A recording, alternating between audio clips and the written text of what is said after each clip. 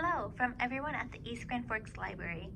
As part of our month-long cooking challenge, we will be releasing a series of videos showcasing easy, simple, and creative recipes from cookbooks we have available to check out.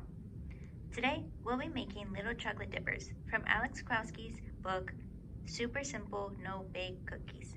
Let's get started. Tools we'll need to make little chocolate dippers are baking sheets lined with wax paper, measuring cups, something to stir, a mixing bowl, toothpicks, and a microwave safe bowl.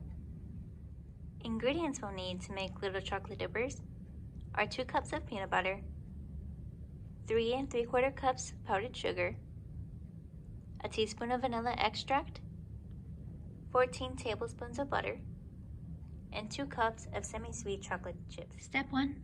Cover the baking sheet with wax paper. Step 2.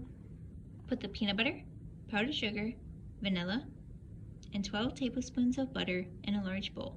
Stir well. Once stirred, we'll roll the mixture into 1-inch balls.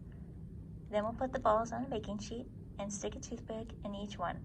We'll put it in the fridge for 20 minutes. Once our little chocolate dippers have chilled in the fridge, the next step is to microwave 2 cups of semi-sweet chocolate chips along with 2 tablespoons of butter.